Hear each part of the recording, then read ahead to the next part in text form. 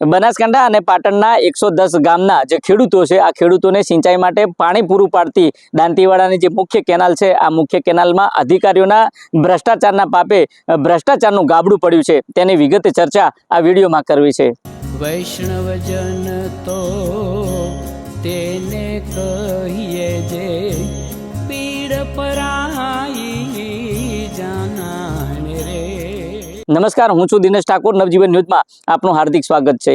વાત બનાસકાંઠા અને પાટણની છે અને આ બનાસકાંઠા અને પાટણના 110 ગામ અને આજ 110 ગામના જે ખેડૂતો છે આ ખેડૂતોને સિંચાઈ માટે પૂરું પાડતી જે દાંતીવાડાની મુખ્ય કેનાલ છે આ મુખ્ય કેનાલમાં અધિકારીઓના પાપે ભ્રષ્ટાચારનું ગાબડું પડ્યું છે અને હજારો લીટર પાણીનો વેડફાટ થયો છે। મળતી માહિતી મુજબ દાંતીવાડા જે ડેમ છે અને આજ દાંતીવાડા ડેમના 15 થી 20 મીટરના અંતરે જે મુખ્ય કેનાલ છે આ મુખ્ય કેનાલમાં 30 થી 40 ફૂટનું ગાબડું પડતા હજારો લીટર પાણીનો વેડફાટ થયો છે। જો કે જે ઘટના હતી આ ઘટનાને લઈને જ્યાં મીડિયા કવરેજ કરવા પહોંચ્યું હતું, પરંતુ ક્યાંક ને ક્યાંક અધિકારીઓ જે ભ્રષ્ટાચારનું ગાબડું હતું આ ગાબડું પૂરવાની જગ્યાએ તેમનું જે કામ છે અને સરકાર સુધી તેમનો ભ્રષ્ટાચારનો જે અહેવાલ છે ન પહોંચે તે માટે મીડિયા અને સ્થાનિક સરપંચને રોકવામાં આવ્યા હતા। તેને લઈને આક્રોશ જોવા મળ્યો હતો। જો કે આ તમામ બાબત છે આ તમામ બાબતને લઈને જ્યારે મીડિયા સ્થળ પર પહોંચ્યું હતું ત્યારે જે ડેમના જે સત્તાધીશ અધિકારીઓ છે અધિકારીઓ દ્વારા જે પોતાનો જે ભ્રષ્ટાચાર છે આ ભ્રષ્ટાચાર સરકાર સુધી ન પહોંચે અને સરકાર કોઈ કાર્યવાહી ન કરે તે માટે મીડિયાને કવરેજ કરવાનું રોકવામાં આવ્યું હતું। તેને લઈને અનેક સવાલો થયા હતા। ત્યારે આ નર્મદાની મુખ્ય કેનાલ અને આ મુખ્ય કેનાલના સમારકામ માટે સરકાર દ્વારા લાખો રૂપિયાની ગ્રાન્ટ દર વર્ષે ફાળવવામાં આવે છે, પરંતુ આ જે ભ્રષ્ટ અધિકારીઓ છે અધિકારીઓના પાપે ક્યાંક ને ક્યાંક આજે હજારો લીટર પાણીનો વેડફાટ થયો છે।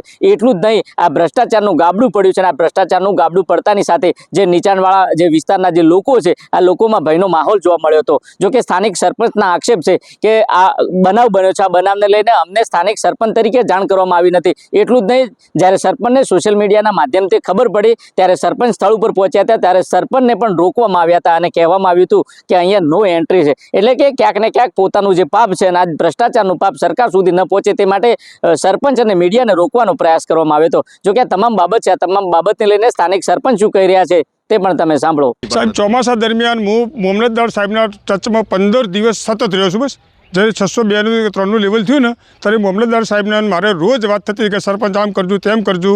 આટલી બેદરકારી થઈ તો મને કોઈ જાણ કરવામાં આવી નથી। મને સવારમાં તલાટી દ્વારા જાણ કરવામાં આવી કે એક ગેટ ખોલવાનો છે સરપંચની નદીમાં, પહેલું જ ગામ કે તમારું આવે છે, તો કોઈ જાન માન હાલી નુકસાન ના થાય ને એટલી ખાતરી રાખીએ અને તમે નદીમાં જઈ અને કોઈ માણસ હોય કે પશુ હોય તો બહાર કાઢી દેજો। બસ હા, આટલી સૂચના મને મળી છે। બાકી સર ડેમ ઉપર ડેમમાં આટલું ગાબડું પડ્યું છે કે કોઈ મોટી હોનારત થાય તો સીધું પહેલું જ મારું ગામ આવે છે। આપ આયા છો પ્રવેશ આપો છો? ના, હજી મને પ્રવેશ નથી આલ્યો। બસ શું કહેશો, દર વર્ષે ચકાસણી થાય છે સાહેબ? ડેમનું રિપેરિંગ કામ સમારકામ કરવું પડે। આટલો મોટો ડેમ છે, બનાસકાંઠાનું છે ને, જીવાદોરી છે, બરાબર છે ને?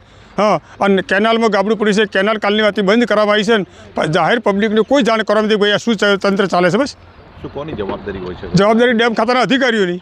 હા, શું કહેશો, કેવા પ્રકારના પગલાં લેવા જોઈએ? હું તો કહું છું કે ભાઈ એમને જે આ આટલી વસ્તુ રહેશે ને આ કુદરતી હોનારત જ કહેવાય એક જાતની, એમાં એમને યોગ્ય જાળવણી રાખવી પડે અને એમને યોગ્ય પગલાં લેવા જ પડે। બસ એમાં આ તો કદાચ ડેમ ફૂટી જાય, આટલું મોટું ગાબડું છે ને કાલી ડેમ ફૂટી જાય તો અમારું શું થાય નીચાના ગામડાનું? માટે કેવી કાર્યવાહી કરવી? જવાબદારોને એમ કે ભાઈ તમારી જવાબદારીનું ભાન રાખો। બસ તમે જો તે પ્રકારે સરપંચના સીધા આક્ષેપ છે કે ક્યાંક ને ક્યાંક આ ભ્રષ્ટ અધિકારીઓના પાપે ભ્રષ્ટાચારનું ગાબડું પડ્યું છે અને સવાલ એટલો છે કે જે દાંતીવાડા ડેમ છે આ દાંતીવાડા ડેમના 15 થી 20 મીટરના અંતરે 30 થી 40 ફૂટનું ગાબડું પડ્યું છે।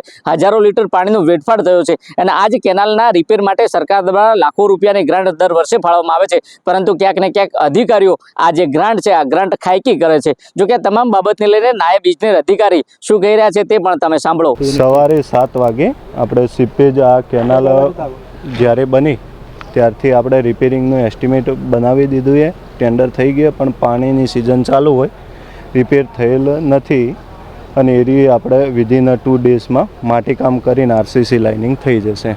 અચાનક ગાબડું પડ્યું હતું કે પહેલા સીપેજ નહીં, આ સીપેજ પોર્ટ હોલ્સના કારણે અને 800 ક્યુસેક પાણી ચાલુ હતું એના કારણે પ્રેશરાઇઝ। કેટલું પાણી અત્યાર સુધી વેડફાયું છે?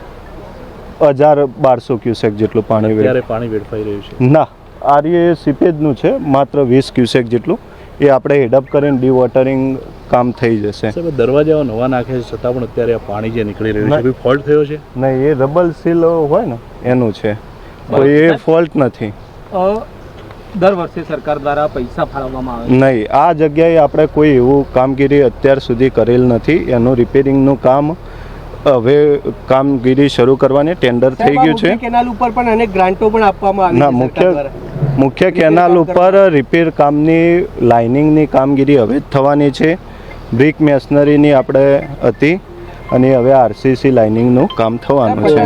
જૂની કેનાલ છે, હા હા, રિપેર કરવામાં જ નથી આવી. રિપેર એટલે કેવી કોઈ જગ્યાએ જરૂર પડે તો, બાકી તો પાર્શિયલ કટિંગ બેન્કિંગ પોર્શન હોય એટલે વધુ સારી કેનાલ છે. કેટલું મોટું ગાબડું એમાં છે અંદાજે? આ 30 મીટરનું ગાબડું છે આપણે, 30 થી 40 મીટરનું. આટલું મોટું ગાબડું કરવાનું કારણ શું?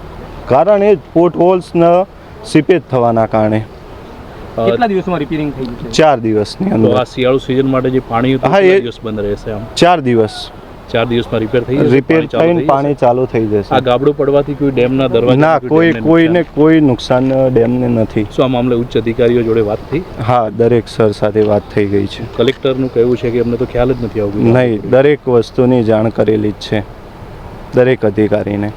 તમે જો તે પ્રકારે નાયબ ઇજનેર અધિકારીએ કહ્યું કે જે સરકારમાં જે ગ્રાન્ટ હતી તેનું જે ટેન્ડર પ્રક્રિયા હતી તેને અમે પૂર્ણ કરી, પરંતુ સવાલ એટલો છે કે આ જે નર્મદાની જે મુખ્ય કેનાલ છે આ મુખ્ય કેનાલને હજારો જે લાખોની જે ગ્રાન્ટ પાછળ તેના સમારકામ માટે પાછળ ખર્ચવામાં આવે છે, ત્યારે બીજી બાજુ તેને જે સમયગાળો હતો સમયગાળાના વર્ષો વીત્યા, પરંતુ ક્યાંક ને ક્યાંક જે સમારકામ કરવાનું જે હતું તે ટાળવામાં આવ્યું હતું અને આખરે ભ્રષ્ટાચારના કારણે આ ગાબડું પડ્યું હતું. આ ગાબડાને કારણે હજારો લીટર પાણીનો વેડફાટ થયો છે. જો કે મીડિયામાં અહેવાલો પ્રસારિત થતા આખરે જે નાયબ ઇજનેર અધિકારી સહિત જે ડેમના અધિકારીઓ છે તેમને દોડતી પકડી હતી અને સમારકામ કરવાની તજવીજ હાથ ધરી હતી. અને ત્યારે એ કહી શકાય કે પાટણ અને બનાસકાંઠાના 110 જે ગામના જે ખેડૂતો છે આ ખેડૂતોને 4 દિવસ માટે જે પાણી છે આ પાણી પણ રોકવામાં આવશે. ત્યારે સવાલ એટલો છે કે એક બાજુ જે દર વર્ષે લાખો કરોડોની જે ગ્રાન્ટ આ સમારકામ પાછળ ખર્ચવામાં આવે છે, ત્યારે આ સમારકામ સમયસર ન થતું હોવાને કારણે અને અધ વચ્ચે આ જે ગાબડું પડ્યું છે આ ગાબડાને લઈને ક્યાંક ને ક્યાંક જે પાણીની અછત ઊભી થશે અને આ જ અછતને કારણે ખેડૂતોને પણ મોટું નુકસાન થશે. ત્યારે સવાલ એટલો છે કે આ જે ભ્રષ્ટ અધિકારીઓ છે અધિકારીઓના પાપે આ પ્રકારનું ગાબડું પડે છે, સરકારી નાણાંનો દુરુપયોગ થાય છે. ત્યારે જોઈએ આવનાર સમયમાં રાજ્યની સરકાર દ્વારા આવા ભ્રષ્ટ અધિકારીઓ સામે કેવી કાર્યવાહી કરવામાં આવશે તે તો આવનારો સમય બતાવશે. દિનેશ ઠાકોર, નવજીવન ન્યૂઝ, બનાસકાંઠા.